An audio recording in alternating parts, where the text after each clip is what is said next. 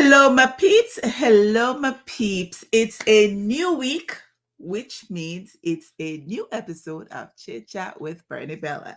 I'm your host, Bernadine, and welcome to episode 32. Let me know if you can hear me clearly. Drop a comment, say hello, share the live. If you're tuning in for the first time, welcome. We stream live every Thursdays, 9 p.m. on Facebook, Twitter, and YouTube. Previous episodes can be found on the YouTube channel, so visit the site, like, comment, subscribe, and set your notifications so that you can be notified when you go live. So if you can hear me, let me know. Let me know. Hi, Enid. How are you? How was your week? Thanks for checking in. How's everything going? I'm doing well. My week was amazing. And we're almost at the end of another week, which is good. Well, let me know if you can hear me. Let me know if you can hear me. So this is a talk show where we discuss sports, politics, current affairs, entertainment, gossip, and news, and what's happening in our community, specific to Canada and Jamaica, with a bit of the world thrown in. So your thoughts and opinions are always welcome. Say hello to... So we're going to start with the entertainment section tonight. And we're starting with the Grammy nominations. We're starting with the Grammy nominations. So the nominations were announced earlier this week, and out of 120 applications for the reggae section, the nominees, the nominee list was pared down to Gramps Morgan with his album called Positive Vibration, Etana with her album called Pajama, Sean Paul with Live and Living, Jesse Royal with Royal, Soja, which is a California reggae band, with their album Beauty and Silence, and Spice with her album 10. Shensia is also in the running for 4 Grammys as well, due to her being on 2 of Kanye's song on his album, Roddy Ricch's album, and Masego's album.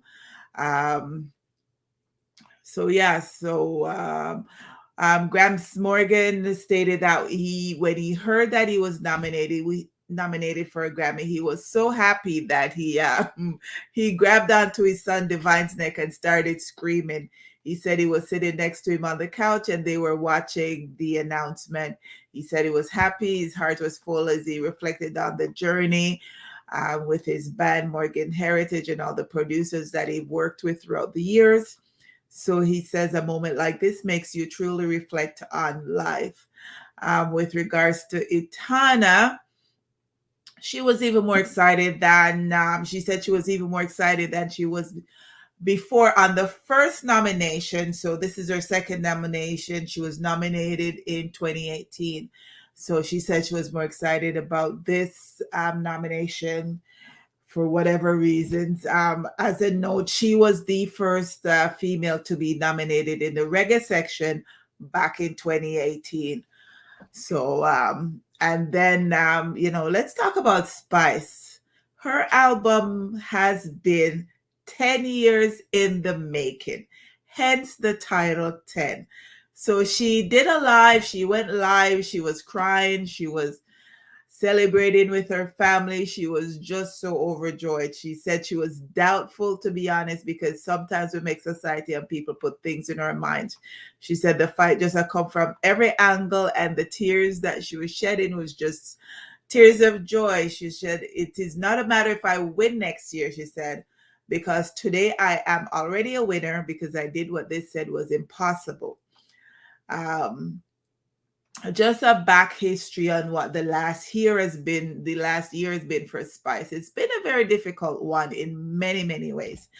So from the issue with when one of her old past dancers accused her baby daddy of rape, to her so-called spiritual advisor coming out and making his statements about the things he claims to have done for her and how he used to pull the gate, but he will not be doing so anymore. To the fallout from that situation that rolled over into the fallout with her backup dancers, Spice, TC, Pretty Pretty, and Rebel, to the uproar with her signing up to headline the Pride Month festivities in Toronto. And for that whole year off, I don't even know what to term it, because like it was nothing good for her. So for that whole year to just culminate in a Grammy nomination, it's a big win for her. Huge, huge win. And the beautiful thing about it also is that if her album wins, her son will also win a Grammy as well, because he has a guest appearance on her album on the song called Popo. So lots of things going on for Spice. So congrats to all the nominees in the reggae section, and we'll see who wins come February. Yeah, come February, we'll see who wins. We're gonna move on to the next. This was a sad story. So young Dolph, he's a Memphis rapper. He was killed last Thursday when he went to his favorite cookie store to buy cookies on his way to visit his mom. So his family just issued a statement today, actually, and they said that they're finally able to speak out, on his death, because it hit them so hard. They said that there are no words that exist that sufficiently express the pain they're feeling as a family, losing Adolph, Dolph, or Man, the various names that they have for him. And, it goes on to say that they're comforted in knowing that he leaves a legacy, and that, the city, what they've done for him so far, and all of that stuff. Based on what I've heard from various individuals and various write-ups about him, he was actually a nice guy. He was a good fellow, looked after his family. Apparently, instead of giving his kids toys, lots of toys for birthdays and such, he bought them properties. So I believe they're like maybe 6 and 8, and they all have homes and stuff. So he did well for himself in the short time that he, came on the scene, and he did well for his family as well. So the store that he was going into, it's called Makita. It's his favorite cookie store. They've decided to name a cookie after him as well. So, condolences to his family. It's never easy to lose a loved one, and for them to be killed in that fashion is just, it's just never good. Yeah. So, Jamaica entertainment scene, it's always has a little bit of something that go on feet. Anyways, it would seem as if our king of dancehall, Mr. Beenie Man himself, has a new love interest. So if you didn't know, or if you weren't aware, last December, early January, him and his longtime partner of 5 years, Crystal Thompson, broke up. But they've been able to maintain a good co-parenting relationship since. And Beanie got his visa to go to the UK back in the summertime. So I think he went up, if not July, would have been August that he went up to the UK. So fast forward to this past week, it would seems as if Camille Lee, who is the former wife of Kaka Lee and former girlfriend of Bounty Killer, posted on her IG with her and Beanie kissing and all booed up and such, as well as him presenting her with roses and singing happy birthday to her. So you know that there's chatter about him always wanting to date Bounty Killer exes, because, y'all know Bounty dated the Angel, he married the Angel, and Bounty dated Camille. Now he's dated Camille. So all I'm going to say is kudos to them, wishing them a happy and long-lasting relationship. and hope it works out for them. Not much else to say. A lot of people have a lot of things to say. I don't have anything else to say. If you're just joining, drop a comment, say hello, say hi. Let me know if you can hear me. Let me know where you're tuning in from. And we're still in our entertainment section, and I'm not sure if y'all have seen the video that went viral last week with the young youth called Eruption that was singing a song that he wrote for his mother. So that song went viral, and Ramesh Entertainment is always one to capitalize on things that are trending and are now and stuff. So he's signed Eruption, 15 years old, whose name is Keneal Bennett. Keneal said he aspired to become a soldier or a pilot, but it seems that singing is in his future right now, because his song Mommy Half a Proud is being produced as we speak by Ramesh, because they started the video yesterday. They did the music. They were doing the music video yesterday, and that they were doing that as well today. Eruption said he was inspired to do the song because me see the things my mother go through in her life is, as she fight hard for we make it, for we have things she put out her all, he said. So far, the video has garnered over 195,000 views on Instagram with over 4,000 comments. And he said he was surprised that the video went viral. He was surprised that so many people reached out to him regarding the song and all of that. So kudos to him. Big up Ramesh. Ramesh always a step up on and a help out. So hopefully, this song, when it's released and streamed, people will buy it, and we give him a bus, and Eruption will go far in our music journey. So he's still 15 and still young, still have to finish school, still have to do all the other things, and he still has time to be a soldier. Him still have time to be a pilot, and him have time to be a musician. He's in 10th grade at the Spanish Town High School, so he's got still got time to do a whole heap of something.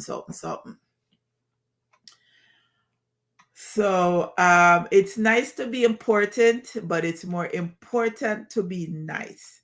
That's DJ Tiger's one of his lyrics in one of the songs that he's sung over the years. The beauty of him being able to state that without there being any hint of slurring is because about 2 weeks ago he had a minor stroke, so he's on his way back. He's not 100%, but he's getting better. His family are doing a fundraiser for him right now. They need $8,000 to help him with ultrasound, a brain scan, blood work, and also to visit the optometrist because apparently his eyesight is failing. So they're trying to raise $8,000 for him. So far, they've raised about $1,500. Also, I know Bounty Killer put out the post on his IG page asking people to donate and such. I know Anthony Malvo has stated that he's going to be having a fundraising concert for him to try help offset some of the medical expenses. So for those who don't know, Tiger was born on July 6, 1960. His real name is Norman Jackson. He had several hits back in the 80s and early 90s, Puppy Love, Wanga God, Come Back to Me, and When are just some of the hits that he had. But in 1994, he had a near fatal bike accident, and that can just career just stop right there. So, and if you know the music business, there's really no pension in the music business unless you set up your things right. And back in the 90s, they weren't doing that because there's a lot of artists that got ripped off. And I think his daughter said that they're looking into getting some of his publishing monies that is still owed to him. So hopefully the fundraiser will help him to get the medical treatment that he needs, and will help him offset some of the other living costs that he has as well. And the daughter of the late Malcolm X was found dead in her Brooklyn home Monday night. Malika Shabazz, age 56. She's one of the twin daughters. The other twin is Malak. Were the one of two. So they're twins, and they were the youngest of the 6 daughters that Malcolm X had. She was found dead in her apartment by her daughter, Betty Bahia Shabazz, earlier this week. Police are stating that they don't think there's anything suspicious with regards to her death. And she was born 7 months after her father died, so she's never met her daughter.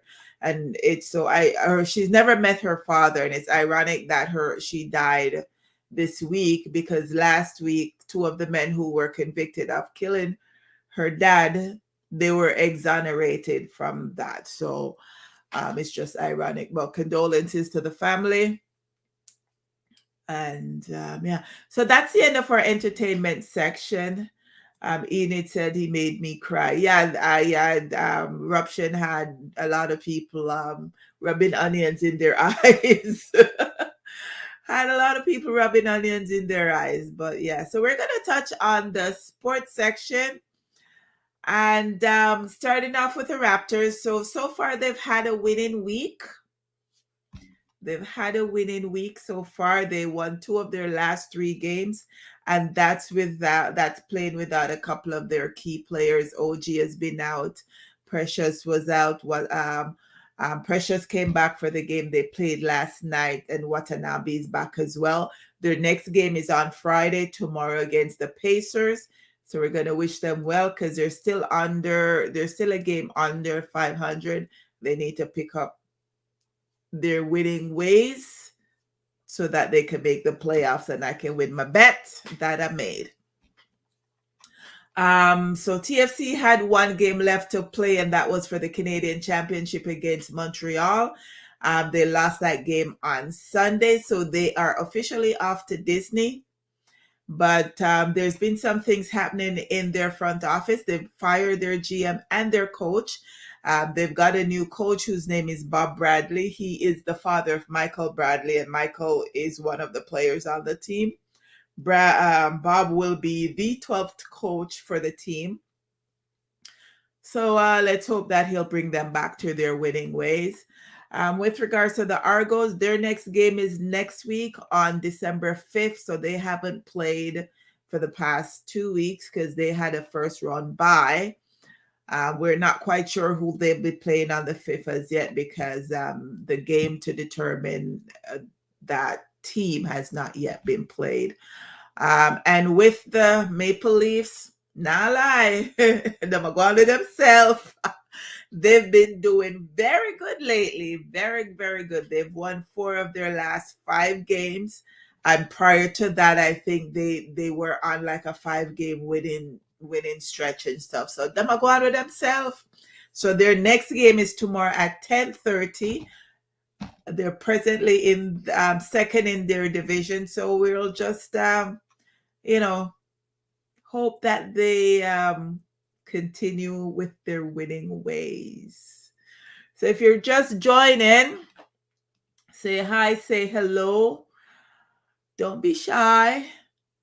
We're going to start with the news story section of the program. And a Canadian man, and starting in Jamaica, it's a Jamaica-Ontario combination, because a Canadian man wanted in connection with several criminal offenses here in Canada, including human trafficking, was extradited from Jamaica last week.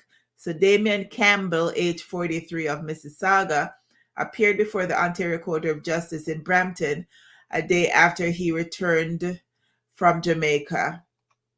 And he's facing a total of 23 criminal charges. Among them, there are 3 counts of assault, chokes, suffocates, or strangulation, utter threat to cause death or bodily harm, 2 counts of exercise control, and several other firearm and human trafficking related offenses. Interesting. So he was arrested back in 2009, and based on an investigation that the Peel Police did. And once he was arrested and given bail, he fled to Jamaica before, appearing in court to answer certain charges. And apparently, the Peel Regional Police Vice Unit tracked him down in Jamaica in March of this year with the assistance of the Jamaican police. He was apprehended, rearrested, and sent back to Canada. So, only can I commit crime and run go to Jamaica and feel say it a go work out for you down there. It's not at all.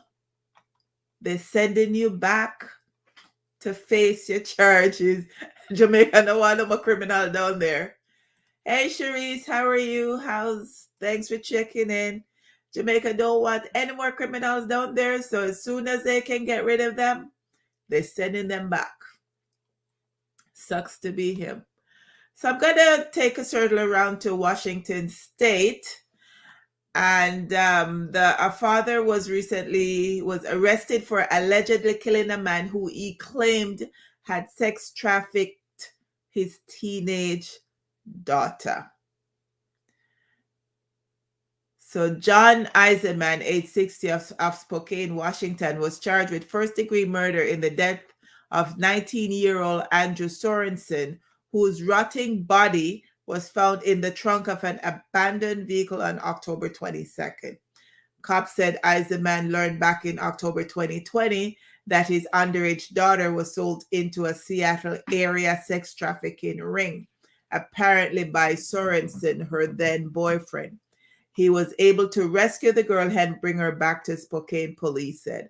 A month later, the dad allegedly confronted Sorensen and abducted him, tying him up and putting him in the trunk of a car.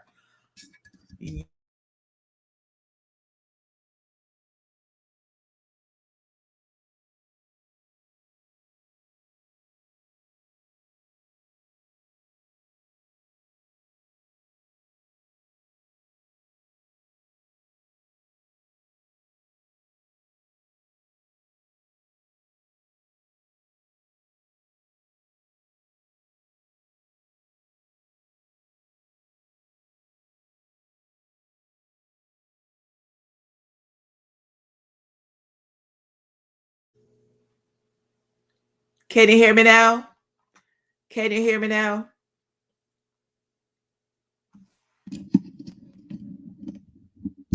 Officers only discovered Sorensen's corpse after Spokane's residents reported an abandoned car on their street that was covered in mold and emitting a foul odor. Inside was a man with his ankles and hands bound, tape over his mouth, and multiple puncture marks on his clothing, according to the police. Eisenman opened the door when police tried to contact Cross, the registered owner of the 1991 green Honda Accord, and told cops the car had been stolen in 2020.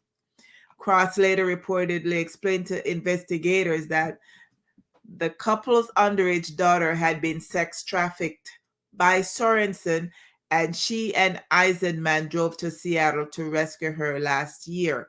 A neighbor contacted police and told them that Eisenman had admitted to killing someone and hiding their body in the trunk of a car. Eisenman admitted under questioning to confronting Sorensen last November and killing him. He has since been arrested and is being held on $1 million bond. I never know if I said that. The father do what feel that him supposed to do as a father. That is where I am going to leave that conversation. Him do what I'm supposed to do as a father. That's all I'm going to say. Somebody take your daughter and sex traffic them. Sorensen got what he deserved, and hopefully as a man, we'll see what happens with that particular case. He will most likely be convicted and sent to prison for life, but I can understand why he did what he did. So we're going to circle to Jamaica, and a policeman found guilty of rape and abduction has been sentenced to 15 years in prison at hard labor.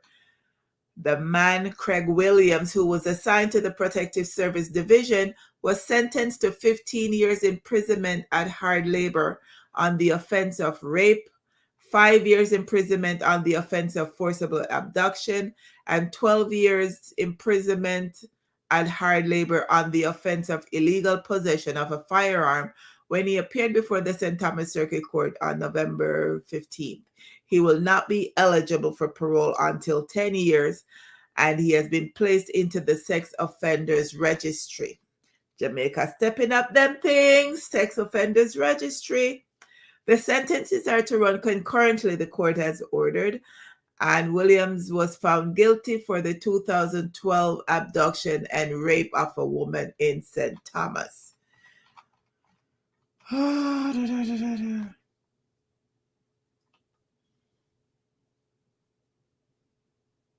So he got 15 years, he got 5 years, 12 years, and he's not eligible for parole until 10 years have passed.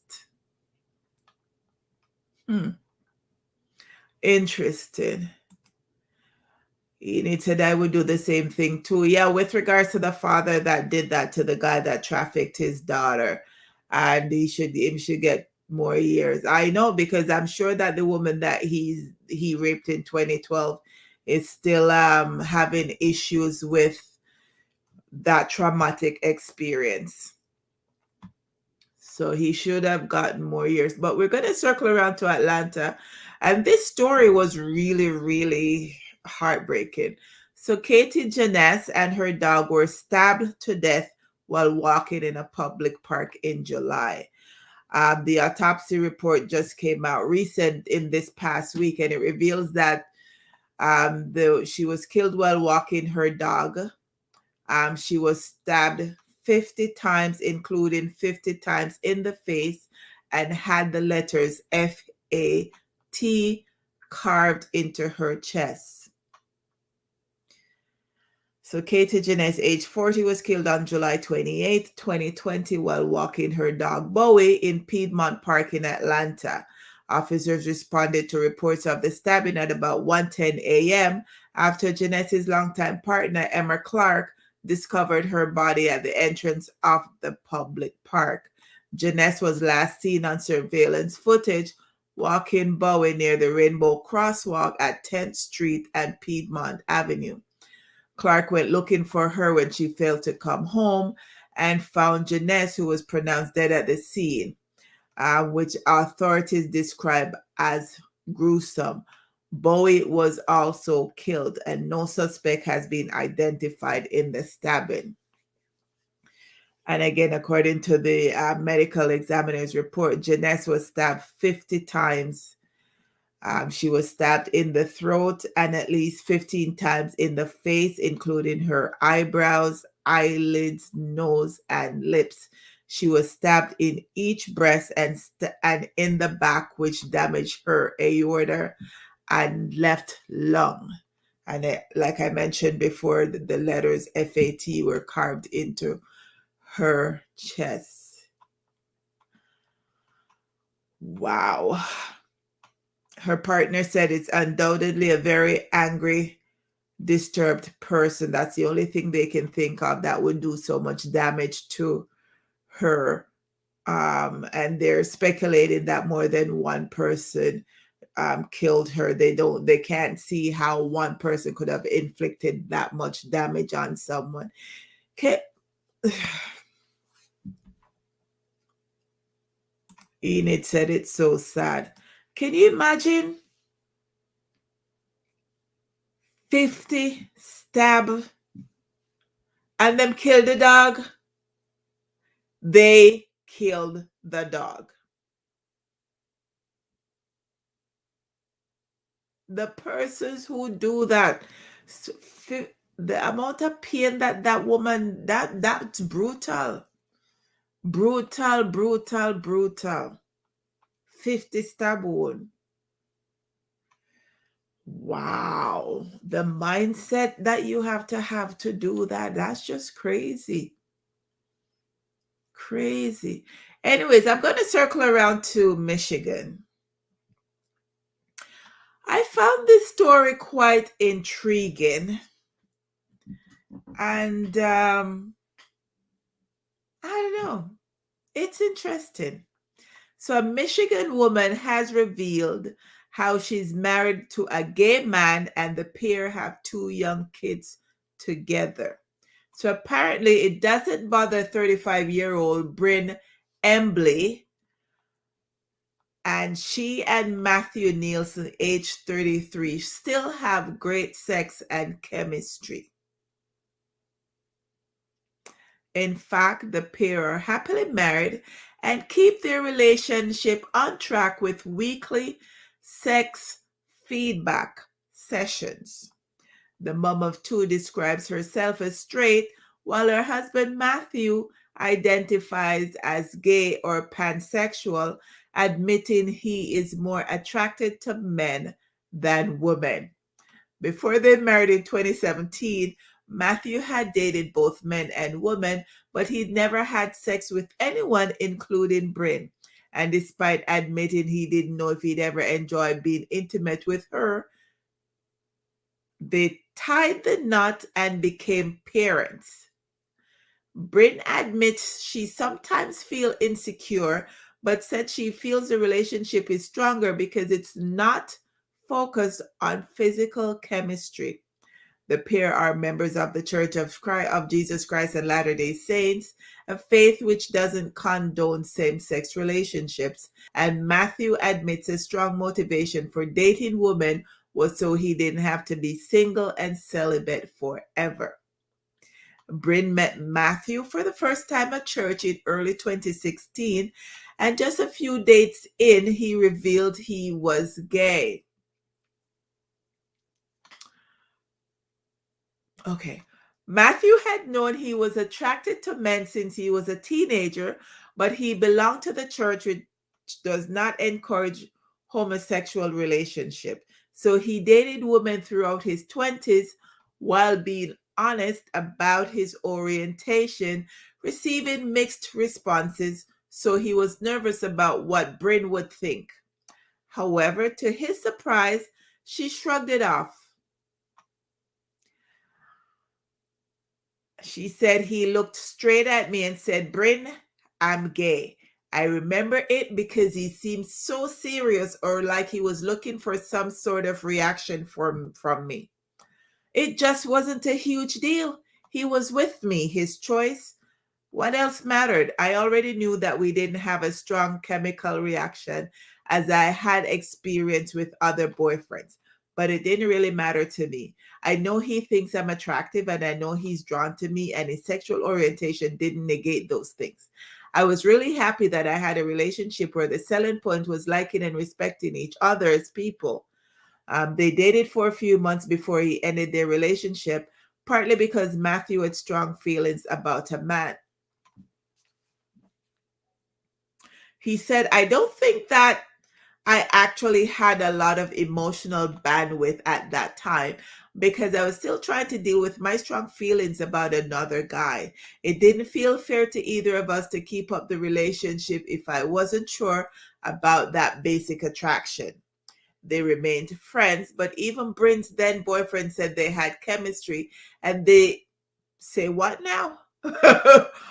Okay, and they started dating again in September 2017. Matthew, who is a postdoctoral researcher in psychology, said it was definitely a leap of faith because I still wasn't certain what sex with Bryn or any woman would look like. But we trusted that the elements of a relationship were there, and if that part was more difficult, we could work on it together. Bryn said there was this mutual feeling of complete and utter happiness, like he was my person. Matthew said he was still uncertain about the strength of their sexual connection. He tried to be as open as he could that he wasn't sure whether he would even enjoy sex with her or any woman. But I think we both felt reassured that we enjoyed cuddling, holding hands, and kissing. The unconventional pair keep their relationship on track with therapy and weekly sex discussions calendared in for every Thursday, where they offer feedback and tips. Bryn said we enjoyed kissing and hope everything else would at least be okay. I think that many more people are gay by pan or other that have made that known. Hopefully, I think that liking and matching with a person is so much more central to a long-term relationship. And apparently it turns out that the sex thing works great. So it all works out for all of them. I didn't even really know myself how strong my orientation to one gender or another might be. While I was more attracted to men in general, there had been a few women to whom I was really attracted. I this part is the interesting part. I've heard gay men say that they can't even imagine trying to be sexual with a woman, and I've never felt that way. It is still not the strongest part of our relationship. It is easy for me to wonder about what I might be missing if I were in a relationship with a man. But that being said, we do enjoy having sex and being together in that way, which is a relief. And apparently they didn't have sex until they got married.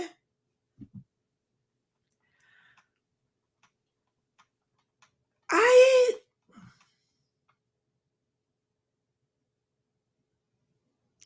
I don't know. It says the unusual couple are now 4 years into their relationship. They're happy and they're monogamous. They have two daughters. I mean,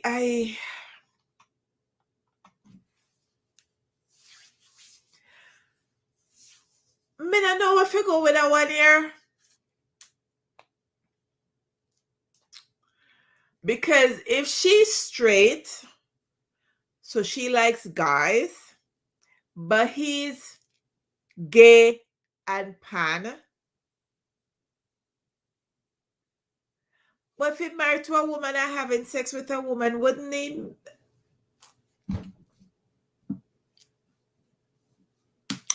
I don't know if you go with that one there. Sure. Sharisa say what now? Hello, Miss German. Thanks for checking in. And Sharisa said that's a whole job. Can you imagine that you have to schedule time? First of all, from the mere fact that you all have to be going to a psychiatrist to deal with you having sex with your wife that you married because she knew you were gay and all of, from the mere fact that you need to see a psychiatrist to maintain a relationship with that person, that's an issue. I don't know how I feel about the scheduling time every Thursdays, and I wonder if they're doing that now to talk about their sex life and sex habits.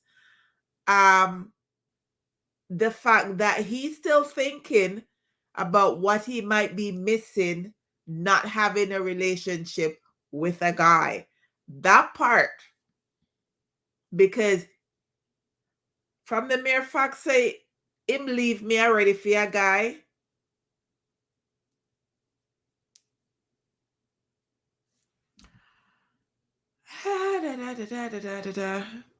Sharon say him confused. Cherie say having sex with guys too, right? And Sharon said they will confused. I'm just but I don't know if you go with this, so me just I'll move on to the next story. So I'm gonna circle around to Houston. A man wanted in the death of his girlfriend is now off the streets. The Houston Police Department apprehended Quanmain Travian Boyd, age 25, on Friday. He is charged with capital murder in the shooting death of his girlfriend, Kavana Smith, age 25. Investigators determined Smith was 4.5 weeks pregnant when she was shot to death in the middle of Reed Street on the morning of October 6th at around 6:42 a.m. Smith, worrying for her safety, told her sister she was at a location near the intersection of Whippret Street and Kelly Street at or near Boyd's home in Northeast Houston. I'm at this location getting my money if anything happens to me, Smith wrote in a text to her sister. Minutes later, Smith called her friend. Smith's friend later told investigators she received a call from Smith's phone but could not make out who was speaking or what they were saying. She heard a lot of noise on the other end of the line before the call ended. Following the call, Smith texted the friend claiming she had been kidnapped. In disbelief, her friend wrote back, "Why are you playing? Stop playing with me," to which Smith replied, "I'm not. I'm in the back of Quan's truck." Smith's last text message was sent to her friend at around 6:45 a.m. "He got my money and don't want to give it to me." By 6:45 a.m., all calls to Smith's phone were sent directly to voicemail, the phone records show. About 10 minutes later, Smith and a man believed to be Boyd were seen arguing in the 800 block of Reed Street, about 2 to 3 miles from Boyd's residence during the fight. Smith hit the back of a passing truck in an attempt to flag down help. She asked the driver to call 911. Residents in the area reported seeing the man believed to be Boyd shoot Smith around 7 a.m. After Smith collapsed to the ground, the man stood over her for a moment before fleeing the scene. Officers responded to the report and found Smith lying in the roadway. She was pronounced dead at the scene. During a search of Smith's residence, investigators found a green greeting card addressed to Boyd and dated October 3rd. Inside the card was a message which read, "Quan, I know this wasn't what we expected, but we're expected." Next to the greeting card were 2 positive pregnancy tests and an ultrasound image with Smith's name on it. Documents in a nightstand in Smith's bedroom, officers found several prescription receipts addressed to Boyd, along with a September 15th receipt from an Academy Sports Outdoors location in Harris County. The items listed on the receipt included a 9mm firearm, a 9mm 124 grain ammunition, and other ammunitions. The same ammunition found at the crime scene. Surveillance footage recovered from the sports location showed a man resembling Boyd purchasing the firearm and ammunition. Apparently, he killed her because she told him she was pregnant.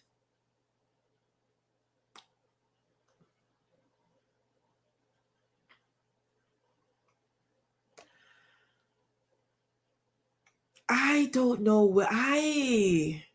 Sir, it wasn't that hard. It wasn't that serious. No, you're gonna jail for life. She dead and you gonna jail for life. I don't know, man. That's crazy. Anyways, we're going to circle around to Ontario, and a woman has been arrested for allegedly bilking victims out of millions of dollars. Toronto police say 69-year-old Ali Duel's romance scam involves victims across the Greater Toronto area. Police allege the BC woman posed as a man on social media and dating sites where she established friendships and relationships with the victims. Duel would then ask the victims to loan or gift her large sums of money with the promise of reimbursing them, police say.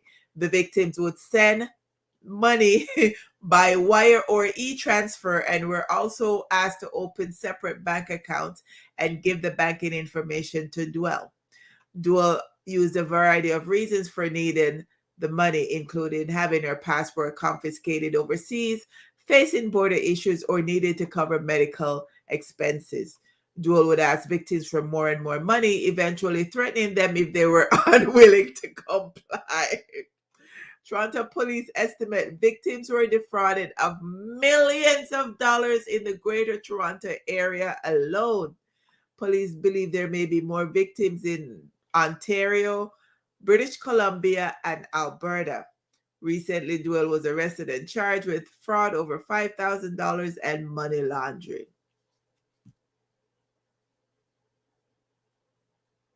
I know, so all of them people who take up them good money go give random stranger. If me did beg them money, then they don't give it to me. If I had asked them for the money, they would not have given it to me.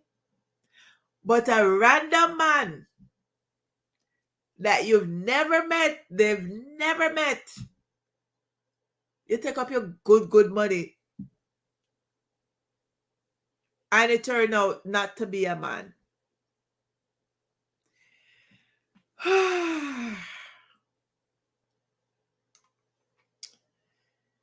Well, women, please, when will y'all learn to just keep your money?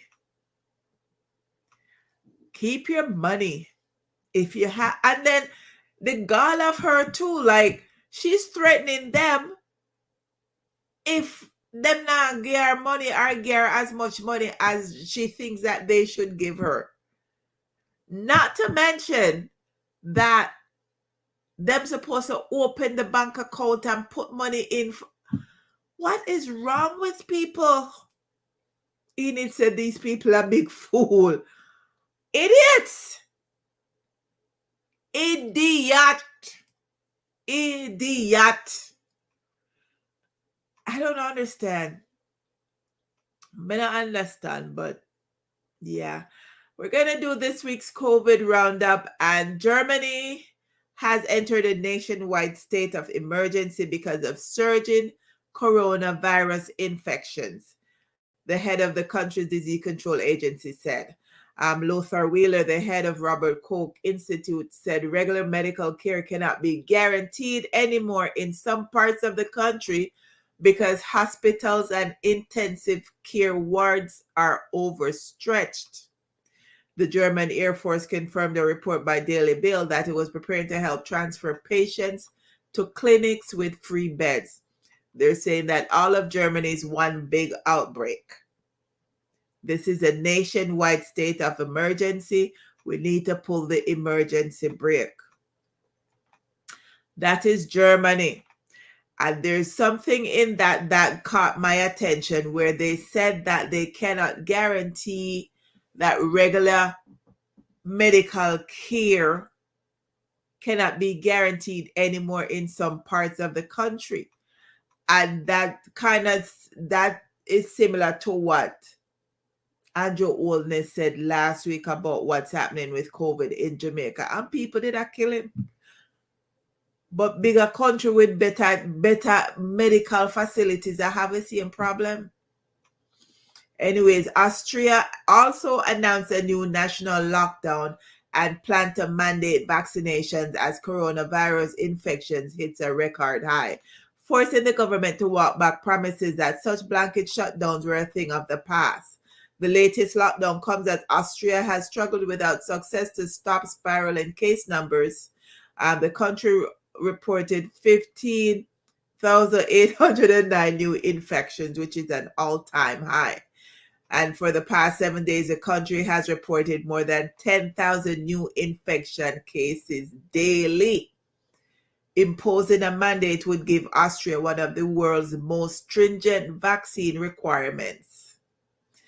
Chancellor Alexander Schellenberg said those who didn't comply would likely be fined, but gave no other details. So in Austria, with their COVID mandate that they're putting in, if you don't comply with that, you're going to be fined. Alrighty then. In Slovakia, which is a country of 5.5 million people, they have 5.5 million people. They have the highest per capita infection rise in the world. Europe is once again becoming the epicenter of the pandemic. They're saying that hospitalized people, the number of people hospitalized had reached a critical point at 3,200 and was approaching peaks of around 3,800 that was seen in the last wave of the pandemic. And so most patients were unvaccinated. Also, I think England is closing their borders to South Africa and a few other African countries because there's a new strain of the virus coming out of those countries. So they're closing their borders to try to stem it coming in and all of them softness. So in Jamaica, China sent 200,000 Sinopharm vaccine. They received that, I think it was Tuesday that arrived in the country. The only issue I have with that is that even though the WHO, World Health Organization, has approved that particular vaccine for emergency use, it has not yet gotten final WHO approval. It's also not approved for use in Canada, and it's not recognized in Canada and the US and stuff. So the people who get that particular vaccine will have to be revaccinated if they want to travel to Canada, the US, and a few other countries, few European countries and such. They will have to be revaccinated if they take that particular Sinopharm vaccine. And in Ontario, vaccine appointments are now available for kids ages 5 to 11. I think they started yesterday. I think Toronto said they opened up 20,000 spots. I know Peel said they opened up about 75,000 so people can, book their appointment, go get their kids vaccinated if they so choose to do so. What Sharon said, go on back the green. No, but facts is facts. When he said that, people jump on him and say the most things and say other country with better facilities. I said they must say the same thing. They are saying the same thing. So the corona numbers for this week are as follows. 1.78 million in Canada, 1.78 million have been tested. 29,608 have died with an increase of 150 over last week's numbers. So worldwide, 259 million people have been tested. 5.17 million have died with an increase of 50,000 over the last week. And most of those are European countries and African countries.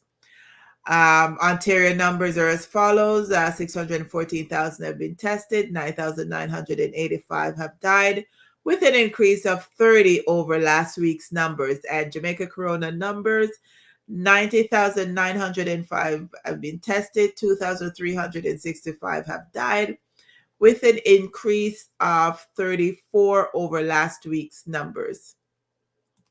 Sharon said, let's hope Jamaica leaders first in line for the China vaccine. He's already gotten both his vaccines. He's already gotten If it's not Pfizer, it was Moderna. So but he's already gotten his. So no need for him to take anymore. No need for him to take anymore. So back to the news roundup, and I'm gonna touch briefly on the Klansman trial that continues. A lot of this week's happenings in the courts has to deal with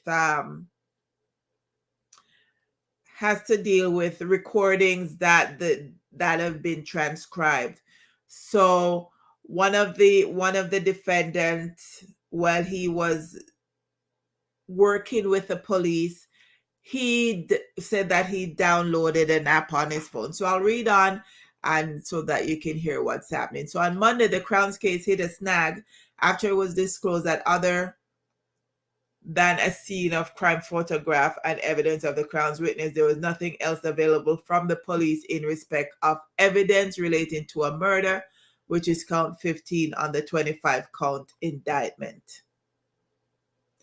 And then 2 of 3 transcripts of the secret recordings of alleged members of the One Don gang were blocked on Tuesday from being entered into evidence after defense lawyers raised objections. And keep that in mind, that the defense lawyer raised objection, because I'm going to touch on it a little bit later. And then yesterday, the prosecution informed the court that they will be calling 4 police witnesses to establish the chain of custody for the recordings. Because according to the prosecutor, they had not anticipated that the defense would object to items being presented in evidence. They've never watched Perry Mason years and years and years ago. The defense always objects to things. You always should have a rebuttal to the defense's objection. Apparently they did not.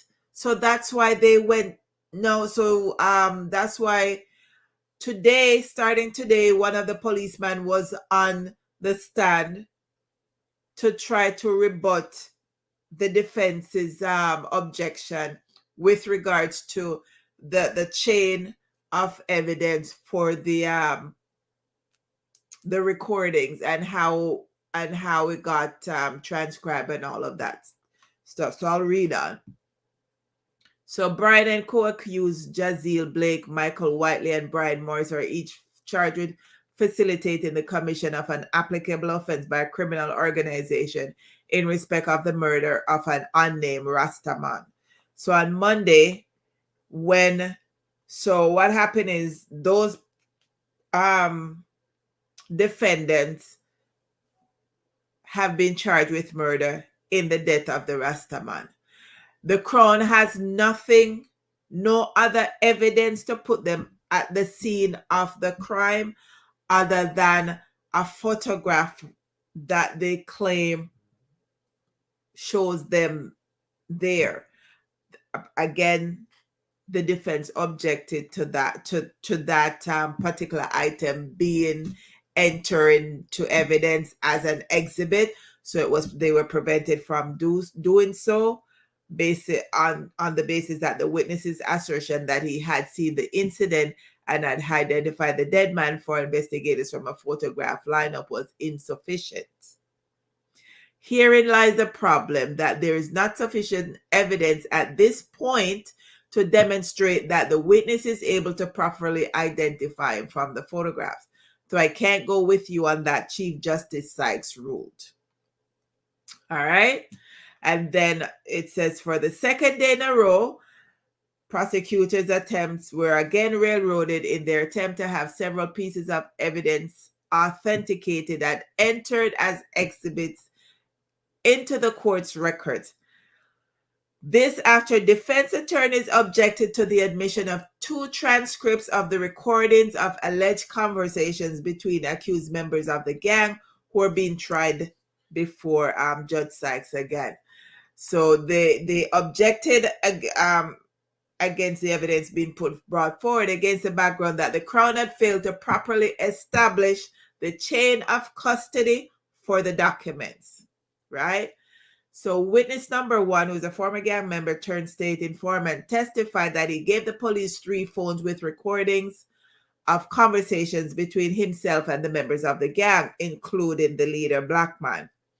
The witness also testified that he had downloaded a call recording app that was set to automatically record multiple cell phone conversations, which were also saved. He said that he forwarded the recordings to the cops, and when the member became full. And then he said he also took it back to the counterterrorism, to the CTOC branch, where the recordings were transcribed. As the recordings played, the witness said he identified each voice heard to the cops. So while the recording was played, whenever a voice come up, I said something, him tell the cops, say, such man, a such man.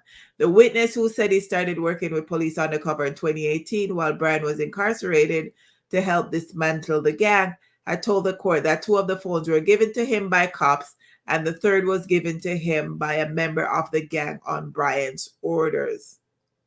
So the transcribed version of the recordings, the judge state, based on the defense's objection, that those transcriptions cannot be entered into evidence, even though the prosecutors are stating that they did bring forward the person who transcribed the transcripts. So she testified that she was the one that she listened to the tape and typed what she heard, presented the document to the cops. And she identified the contents of the transcript as it being her material that she typed and hand based on the recordings on the CD, and she handed it over to CTOC. Again, the transcription, she transcribed over 170 pages of recordings. How is it that the prosecutor did not think that the defense would have an issue with this and have an objection so that they could rebut the objection? How? And why was this not entered into evidence prior so that it could be a part of the evidentiary package given to the defense, so that now they don't have to be scrambling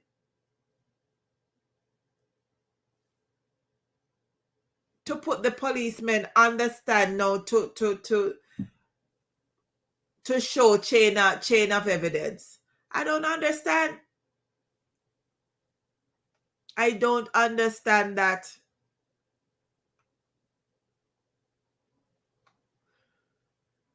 I do not. So Lloyd McFarlane, who is the attorney for Brian, raised the first objection, saying, I thought my learned friend was only going to ask that it be marked for evidence. This is a document that they were attempting to put in the hands of the witness, that he worked with the police to gather evidence by secretly recording the boy. So right now they've called the 4 police officers. One of them is on the stand. So I'll let you guys know next week what happened with that, if anything, if there's any more objections. But this week the prosecutors got 2 big hits against them in the trial, and based on how the case is going, it was going good so far when the witnesses were outlining what they did and all of that stuff. But big hurdle here for them to overcome is identifying that what they heard on the phone app is what's on the CD, is what was put on the CD, is what the transcription person heard, and that's what she transcribed. So they're gonna have to prove that nothing, no fuddy duddy, no funniness never go on with the CD. Them never add anything to it or take out anything to it and all of them something there. I'll keep you guys posted. I'll keep you guys posted because this is just this part right here is amateur night at in the Jamaica courts. Amateur night of the based on the what the prosecutor is doing.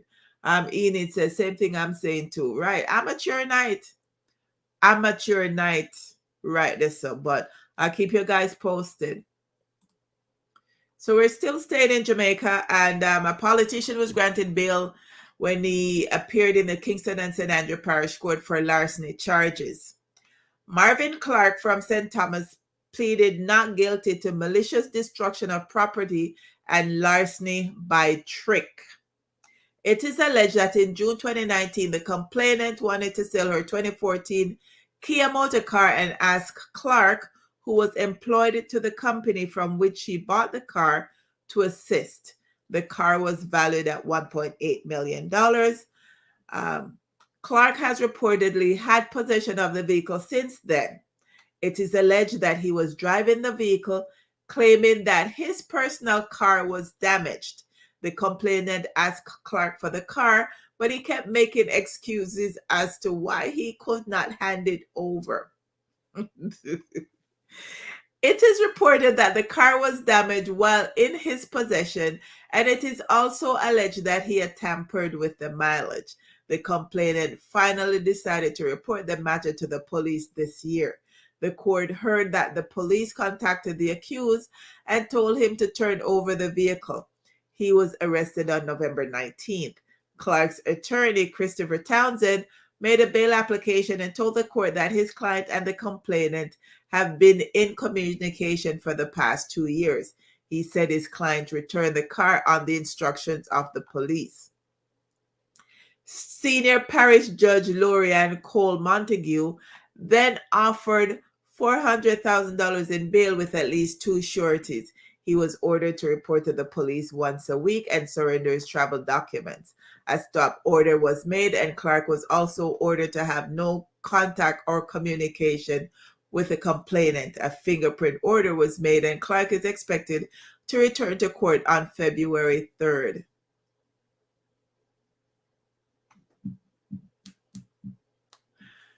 Something all right.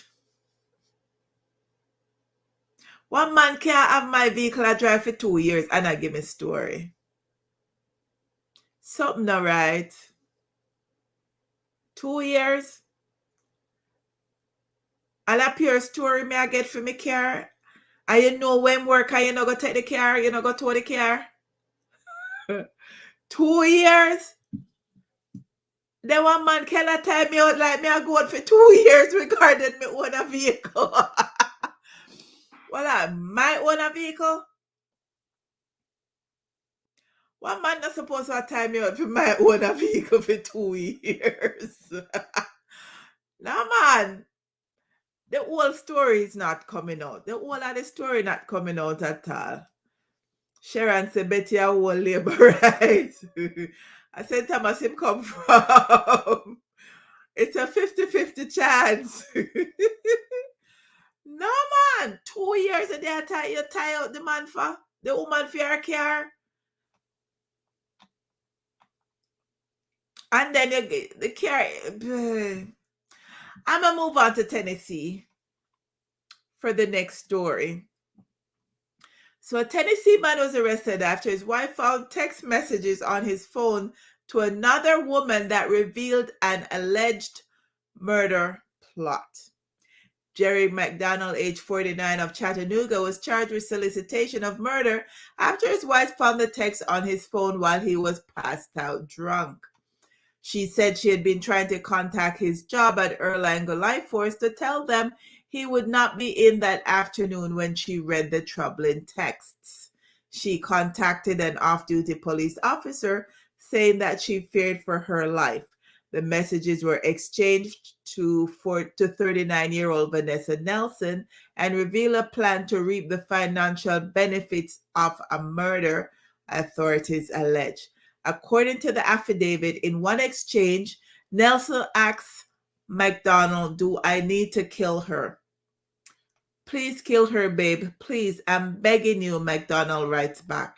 This bee is worth $1 million, McDonald writes in a separate exchange. I'm saying we kill her and I collect $1 million and we live like the kings and queens we are. So she has $1 million in life insurance, Nelson says back. Sorry there. Then let's kill her, McDonald bluntly responds. In a third exchange provided in the affidavit, McDonald says there's over $1 million in her dad's safe. I'm saying I won't get caught. We aren't criminals, she says back in one message, and we don't care about money. At least I don't, she writes. I don't either, but I'm saying we have a way if we choose to. I'm not even joking. All I want is you, babe. That's all I care about, McDonald said. McDonald's wife told police she had been married to him for 2 years, but had known him for 20. She told police she had never heard him speak or even joke about murdering someone for money before. He was booked at the Hamilton County Jail where he's being held on a $75,000 bond. He is scheduled to appear in court on November 30.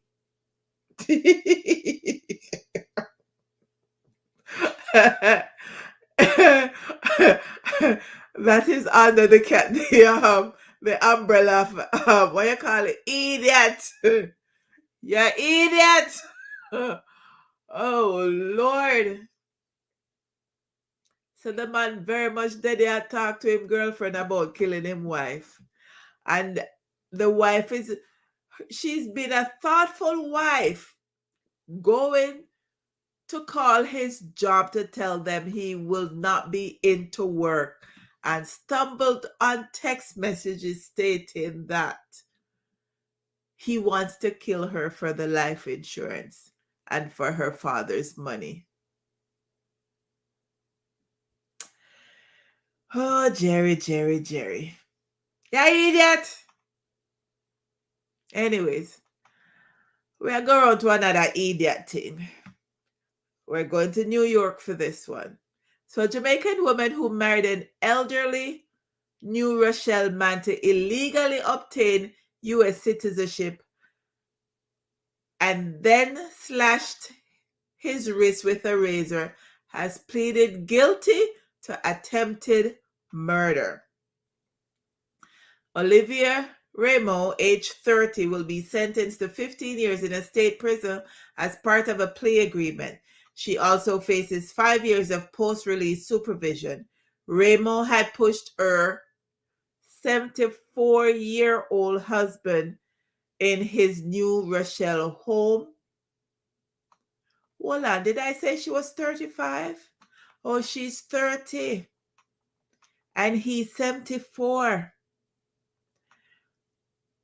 Wedging him between the toilet seat and a wall. She then slit his wrist with a straight razor. The victim's home health aide arrived to the home during the incident, but Ramo refused to let her in. The aide, who did not know or recognize the defendant, called the New Rochelle Police Department. Police then entered the home after they heard the victim screaming from the bathroom.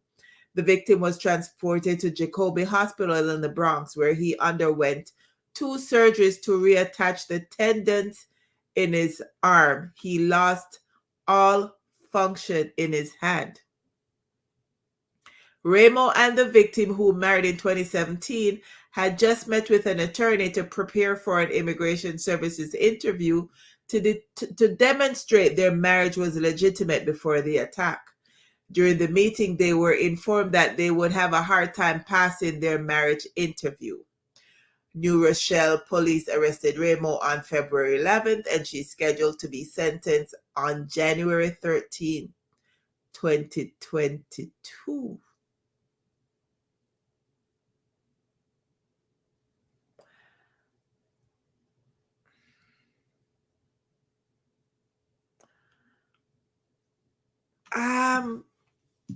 So she's 30.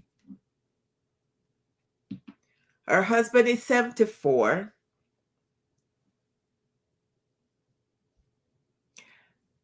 After they came back from their lawyer to practice the answering the immigration questions, and the lawyer tell them, say them now go pass the marriage interview portion of it. The woman go home, go try kill her husband.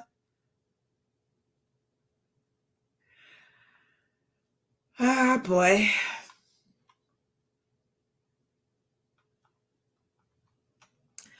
I'm moving on to Missouri. I'm going to move on to the next story. I'm going to go to Missouri. So this particular story is just so wrong on so many different levels. The things Black people have to go through. A Missouri man wrongfully convicted of a triple murder in 1978 and imprisoned for more than 42 years have been exonerated and released.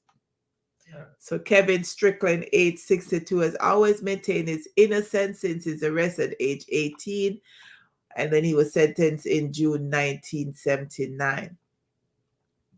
Mr. Strickland said outside court, "I didn't think that this day would come." He also said that the first thing that he wants to do is to go to the ocean, because he used to be a swimmer before he went to jail. They are stating that it was the longest wrongful incarceration in state history. But under Missouri law, he is unlikely to receive any financial compensation because they passed a law back a few years ago. They passed that law stating that the state is not responsible for any of that, any wrongful convictions, and people who are going to come out will not be getting any money. People have since started a GoFundMe for him, and at last check, they had raised over $300,000. But I mean, there's no amount of money that could give back the man the 15,487 days behind bar, the 42 years that he spent behind bars. And the sad part about this particular case as well is that the two people who actually committed the crime, who actually confessed to committing the crime, they got out of jail. I think they spent like between 10 years and 15 years and got out of jail. And one of them also told the prosecutor that he wasn't the guy that was with them. The girl, there's always a girl, and there's always a white girl who is always misidentifying Black men. She, years later, told them that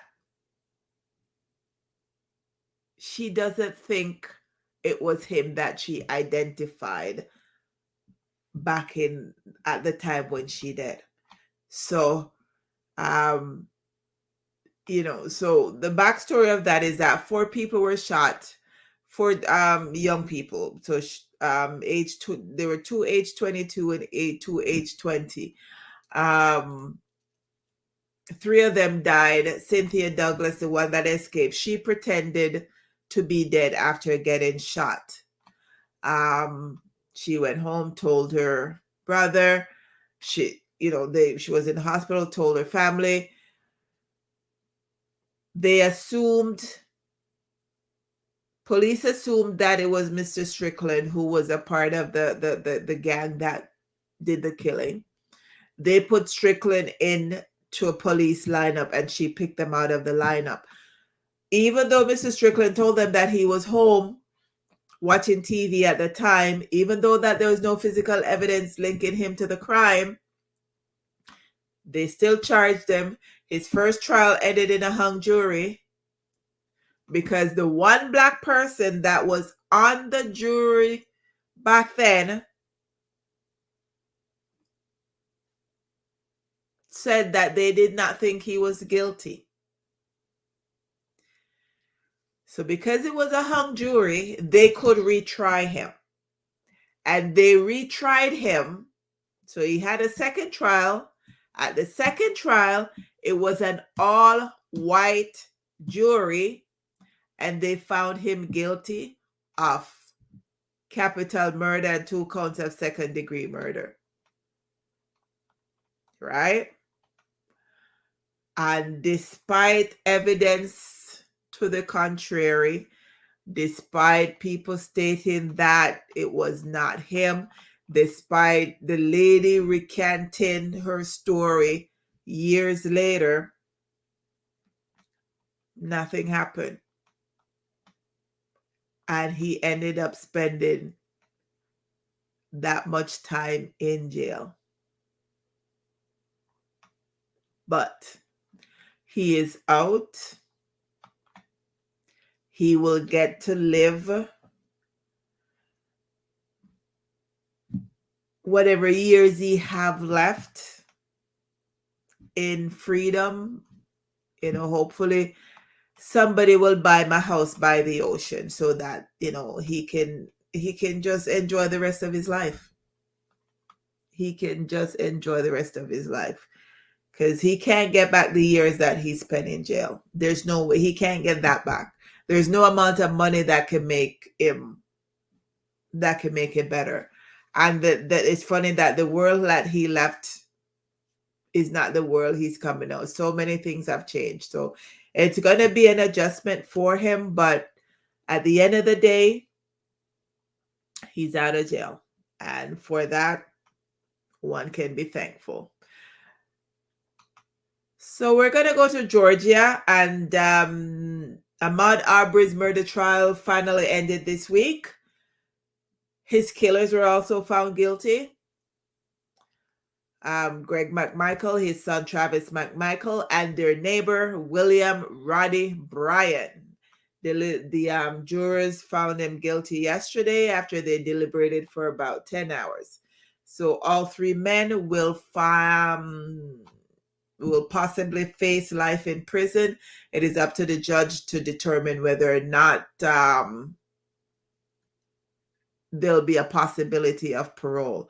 So Ahmaud Arbery's mom on Wednesday hailed the conviction of the 3 white men in her son's fatal shooting, saying that he can finally rest in peace. She said, "I never saw this date back in 2020. I've never thought this day would come, but God is good. Everybody, thank you," Wanda Cooper Jones said outside the Glynn County Courthouse in Georgia. She expressed gratitude for each and every one of you who fought this fight with us. He will now rest in peace, she said.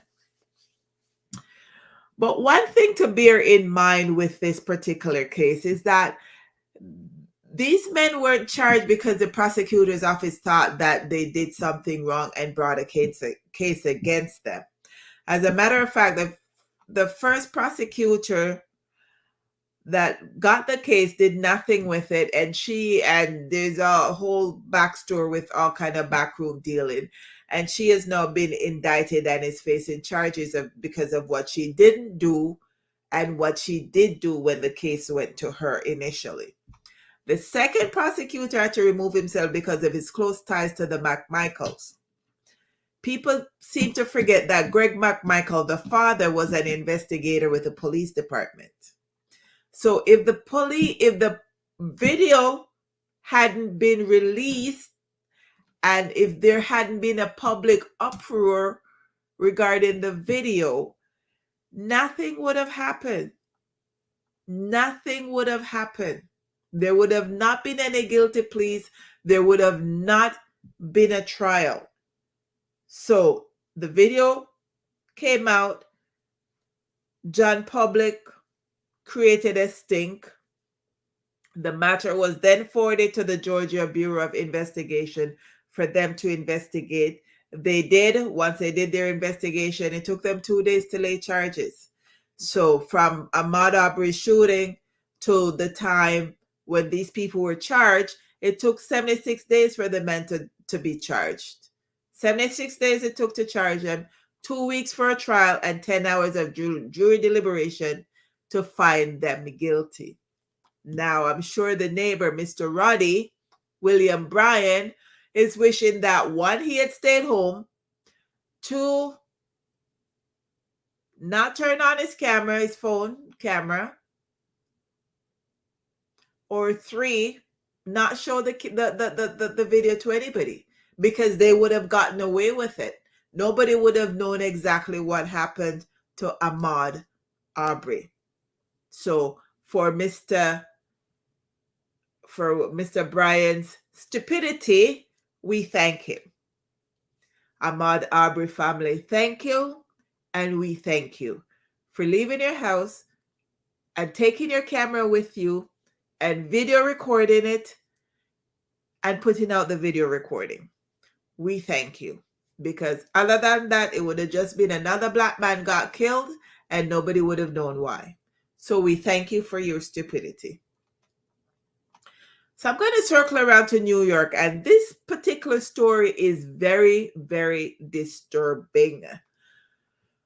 Whew. Yeah, very disturbing. So after the bodies of Ashley Ducille and her boyfriend were found in her Bronx apartment, maggots continue to invade the homes. The corpses are gone, but the maggot infestation has continued to spread. So more than a week after the decomposed bodies of domestic violence victim Ashley Ducille and her abusive boyfriend were found in her Bronx apartment, maggots are still invading the homes of horrified neighbors. Luz Birquet said her apartment is full of maggots. And it's funny because that's how they realized that somebody had died, because Luz's apartment is below is below the apartment where the bodies were found, and that's how, and it was because maggots were coming through her ceiling.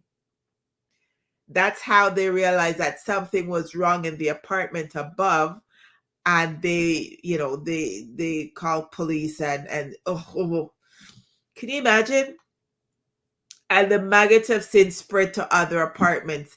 The lady said that her son's room is absolutely full of them. They're in the kitchen. She can't cook. They're in the whole apartment. Authorities suspect the corpse had decomposed for a week before they were discovered. Luz said that her kid doesn't want to eat now. She said her 15-year-old son is traumatized. Everything he sees grosses him out. The maggots have wriggled into the homes of Lily Torres, who has endured the infestation with her 4 children and husband. They no longer want to be in the apartment with the maggots. Torres has lived in the building for decades. They're saying that the maggots are in the walls, they're in the ceilings. The kids are coming home from school and they can't go upstairs. They can't eat. Maggots are just falling all over, like it's literally all over the place. Apparently, it's a 5-story, 20-unit building, and the maggots have crawled to the 3rd and 1st floors in the unit. Oh, why? So I guess the girl was killed on the 2nd floor. And then they found maggots everywhere. Like, I don't know, that just reading about it gives me the heebie-jeebies. They said exterminators tried to eradicate them, but nothing happened. I'm trying to figure out what would get rid of them. That it's just creeping me out. Just reading about it, thinking about it. Apparently, the first time they tried using roach spray, and that they're going to have to tear down that building because the maggots are just going to spread. they're going to have to tear down the building because, yeah. And the thing about it is too, the apartment where the bodies were found, nobody has yet gone into that apartment to do any cleaning. So imagine that the apartment is still locked up. How much maggots and stuff have accumulated in that apartment, and then it's spread to the other apartments. Holy crap! Like that's just crazy. They're going to have to tear down that building because the maggots are going to go into the walls. They're never going to get rid of the of the of the maggots in that building.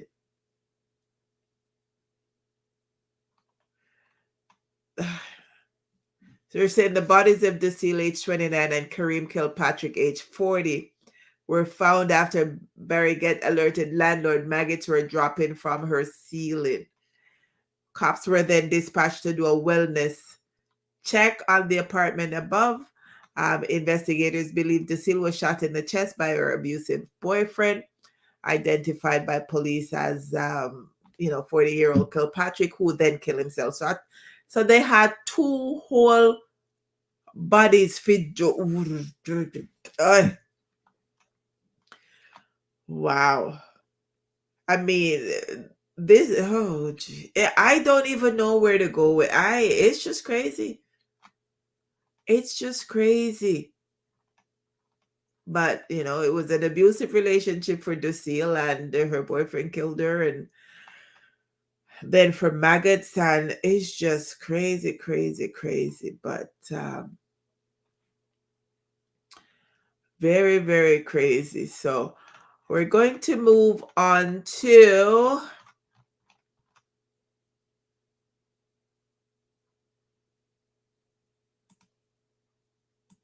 Enid says, I would die. They have to.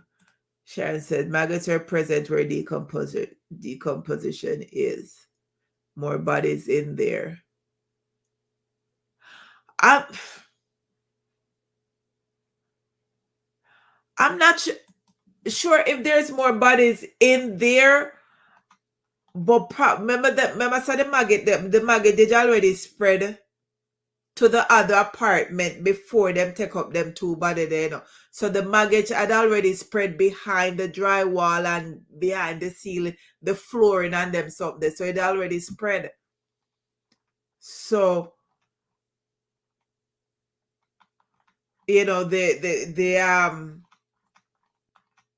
and they haven't had an opportunity to go into the unit to do any cleaning. So whatever dry, if he shot her, there'd be blood spatter. And if he shot himself, there'd be blood spatter. So all of that is still in the apartment. So even though they take out the body, they haven't cleaned out the apartment. So all of that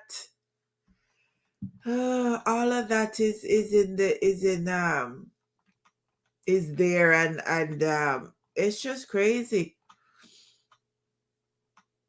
Crazy, crazy, crazy. So I'm just gonna touch on Wisconsin first for a bit, because we've seen and read about the guy that drove into the Christmas parade and killed six people, injuring 62, and at the backstory of it, like, he shouldn't even be out on the streets. He should not have been out on the street because he's a registered sex offender, and and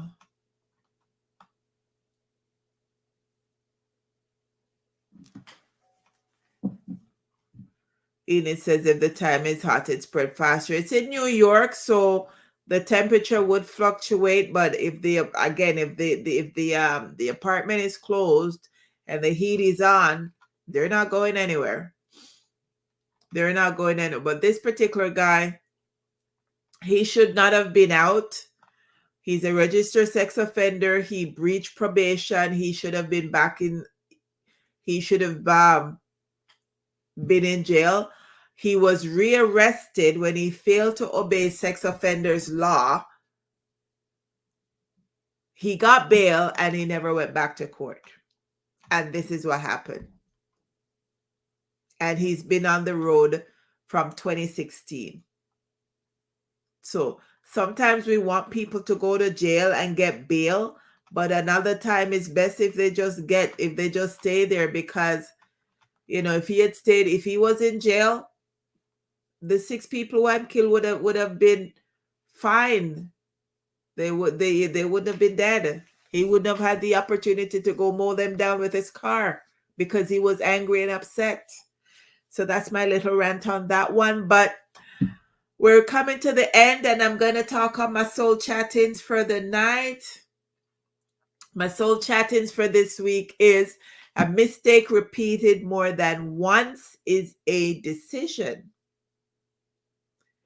A mistake repeated more than once is a decision. So that's the end of the show for tonight, all. I want to thank you all for taking the time out of your busy schedule and spending your time with me on Thursdays at 9 p.m. Thank you very, very much. Have a good week. I will see you guys again next Thursday. Same time, same bat channel. Enjoy. Thanks again.